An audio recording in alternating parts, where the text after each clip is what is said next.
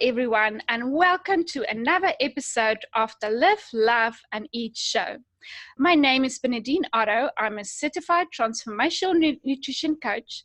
I'm also an EFT practitioner, and I'm the managing editor of a magazine called the Live, Love, and Eat magazine. Now, our special guest today is Amberlin Harrison. Now, Amberlin is the author of the Complainers Journal and the Complainers Workbook, which is being re-released this fall. The Complainers Workbook is a self-guided study on the markers of a Christian life of gratefulness and faith, and combats the damaging doctrines of the prosperity gospel within the church. Now, she's also a regular contributor for the Live, Love, and Eat magazine. Welcome, Amberlin. Hi, thanks for having me today. So, Amberlin, I'm so excited to have you on the show today. So before we start with the show or going into more details, tell us a little bit about your story and how you got started in your career. Well, as we were saying before the break, we were chatting about different things. There's so many different pockets that go along with threads to the different books that I have, because you mentioned I have some with my child and then the Complainers Journal. But really the beginning of my whole journey, I guess, of letting the Lord teach me about my complaining heart started with leaving work and staying home with my son. And part of the reason why I stayed home with my son was because he had health issues. And because of those health issues, his acid reflux, I had to sit with him on the porch for hours at a time after he ate throughout the day to help him keep everything down. And from those hours on the porch, we started telling stories together, weaving them together. He was, this was from birth to about 3 years old is when we published the book. But anyway, with the story that we made together, he started repeating it around the house. So I wrote it down. Then we drew pictures of it together and I put them in the binder. We read the binder all the time. It fell apart. So then I started to just play around online with self-publishing. And so that's how the first book I ever published, or he published with me. He made it with me. We made the illustrations, scrapbook style, out of things from outside and pictures of him. That's how I got my toe into the whole book business, I guess you could say. So that's the beginning of the story. Oh, that is wonderful. I mean, I read the first book. I think we featured it in the Live, Love, and Eat magazine, and I was astonished, at the book. It's a really, really great book. Can you tell us what is the name of the book that you and your son wrote together? It's called A Dark Woodsy Walk. So can people get that on Amazon? Yes, they can on Amazon.com. A Dark Woodsy Walk. I think it's actually called A Dark Woodsy Walk, The Big Pictures, because as I was learning how to publish, so I would get the product at the house and go, this is too small, but I've already published it. And then I'd go back and I'd say, I can't redo it. I have to redo the whole thing over again and republish it through Amazon. So A Dark Woodsy Walk itself is out of print. But if you put in A Dark Woodsy Walk, the big pictures, you get, I think it's closer to like an 8x10 book with nice big pictures in it. And so it really has evolved from when I first reached out to you, because I saw your magazine on Amazon and I thought, this is awesome. This magazine is awesome. And I saw it contact me and I said, I'm going to take a chance and write to Bernadine. And thankfully you responded. And now we've been working together a while. Yeah, it's an honor to have you, really. Now, you don't only wrote one book, you wrote a lot of children's storybooks. Can you tell us more about your books, that you wrote? How many children books did you write? Oh, let me think. So there's The Dark Woodsy Walk of Big Pictures. There's still a tiny one called the Carry Me Edition that just from the mom's perspective, I thought, well, the big one is nice next to the bed and the tiny one is nice in the diaper bag. So I have two editions of those. Then there's one called Can You Collect the Clouds? And it's really special to me as well. As you were saying, for the Dark Woodsy Walk, my son and I literally went outside and collected pine cones and rocks and arrowheads even, and took pictures. He posed as the main character, and then we kind of put them all together, and I took pictures of those, and those were the illustrations for the book. Well, so there's a family background, of activities to that. But then for the Can You Collect the Clouds, every day just about, we literally take, it's called a Polaris. It's kind of like a juiced up golf cart. But anyway, we get on this cart and we ride, because one of our chores is take off the trash, and we have to ride to the dump on the Polaris. It's all on our property. I'm not riding on roads with my children on the Polaris. But anyway, so we take it to our personal dump, and I have seen so many gorgeous sunsets, because usually that's the end of the day. We've done all the chores, time to take out the trash. We get on the cart, we make it something fun. And we always would just snap pictures. And so I came up with this poem that you can collect the clouds, that it's free. You don't need to bring a purse. It changes every day, but you can just collect these moments in the clouds. And so that's how the poem and the book came about. So it's literally my house, quality time spent with my son, and a poem that I came up, born of that quality time spent together. So all the children's books are very personal.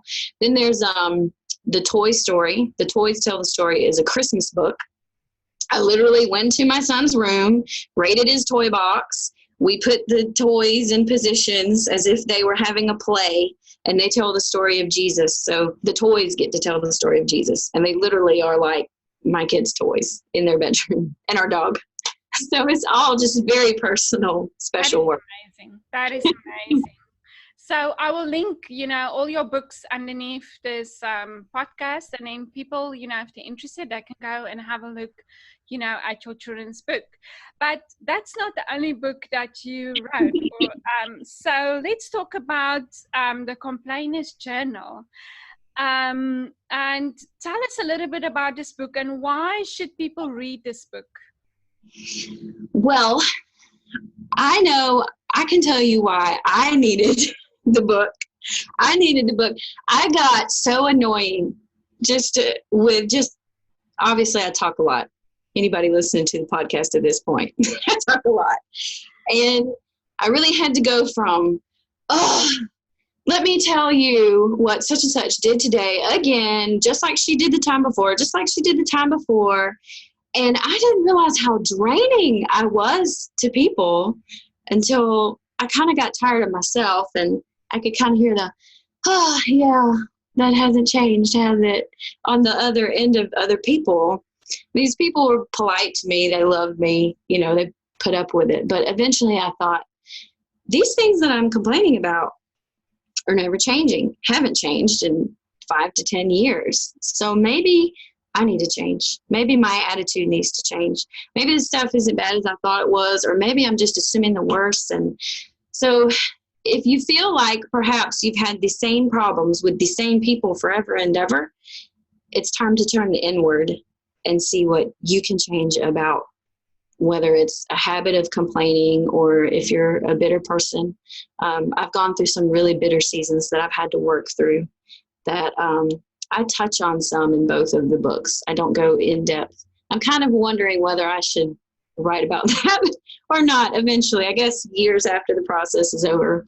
But yeah, so really I wrote the book to me because I Googled complainer self-help Christian book and I found nothing.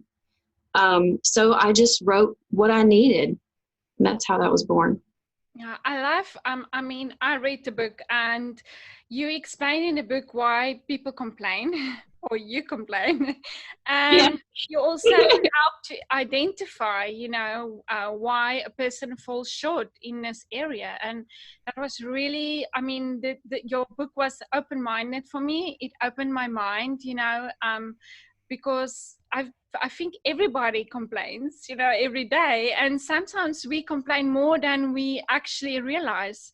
So, that is just, the book is amazing. Now, So tell me, what is one way to guard ourselves against negative feelings? Well, there's two different approaches that I take between the two different books. So in the Complainers Journal, basically it all boils down to compassion. Are you following God's will by loving people well? And one of the best ways we can love people is to speak well of them. Like to bless someone, we say, Lord bless me, or I bless the Lord. Blessing in that sense means to speak well of. So I think, as you were saying, I kind of decided on different types of complainers, whether you have the person who's always the victim, the person who's always the martyr, how to identify if you are that person, and how to kind of have compassion to people, someone who is that person, how they could easily be you. So kind of flipping the script, putting yourself in other people's shoes, as they say, and just having compassion. The other thing is to create, to be useful, I guess, around people in your life. So going back to me leaving work, I had a lot of pushback and negativity from certain people in my life when I did that, when I made that decision that I thought was best for my family. And I still agree that it totally was. But instead of wallowing in that, I haven't pleased everybody, not everybody is happy with me, even though I'm doing what I think I should be doing, tried to kind of cancel that out and say, what do I have in my hands? I have a computer. I have pine cones. What can I do with these things? And we made the book. And then I think God worked in my heart about this complaining issue. What do I have in my hands? I know how to publish. I couldn't find the book I needed, so I wrote it. And that's gone on and on into today even. I haven't written a book from scratch in a while, but there's actually a women's rehab center local to me. Again, one of those things, what do you have in your hands?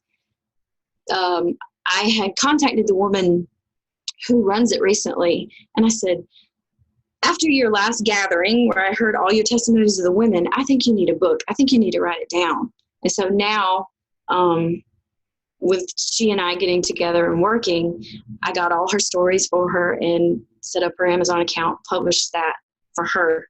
So it's like God has figured out ways to make what I have useful, what I have in my hands useful. So there's that. And then just recently too, and when you publish a book, you have to market it. So I learned how to do all that with websites. And then this dude out of nowhere messages me on Instagram and is like, hey, will you support me and in my missions? He's a missionary. And right now he's actually in Pakistan. He's been messaging me like yesterday and said, I told this black magician about Jesus and he gave his life to him. And I told this guru and he gave his life to him. And anyway, so he did not have a formal website. And with the things that I have learned, I was able to help him with a formal website. So instead of sitting around and mulling in how I can't please everybody, I have these things in my hands. And if I have listened and looked for opportunities, it's like God's like, okay, you can work over here and you can do this over here and you can do this over here. Instead of me just complaining about how other people criticize me and don't like what I am or not doing, I can give my time to charity. And it's just amazing and humbling how God has used that willingness so far. While I'm in the midst of motherhood, I'm driving here and there too. So to combat negativity, be creative, be productive, and be compassionate. That is amazing. I love that. Now, I want to ask you this question because I know you have the Complainers Journal and you have the workbook. So can you tell us what is the difference between the Complainers Journal and the workbook? So the journal is more about relationships and having compassion for other people who annoy you, basically, and doing your own inward work of recognizing negative habits and turning those things over to God so that eventually, more often than not, you glorify God with what you say instead of tear people down. Nobody's perfect. Like, I still catch myself mid-conversation. I just need to stop. I need to chill out. Like, But then in the workbook, I do address, though, I do think it's wrong to say, we never say a harsh word about anyone. Like we're people and we do need to talk things out. But I think it's important when you are calling someone or talking to someone about a problem with someone else, that your motives are to be a problem solver instead of a reputation damager, and that you're careful with who you talk with, that the people you talk with are godly, fruit-bearing people, as we would say in the Christian community, where you can see that their lives honor God, so that they'll give you wise advice. In the South, people talk a lot. And I have had people like just need to drop something off at the house, or like you sell something on Craigslist. And then by the time this person who wanted your old rocking chair leaves, their son-in-law has cheated their daughter and the kids need custody somewhere else. And it's like, everything about this person because you seem to be a safe, objective place. Yeah.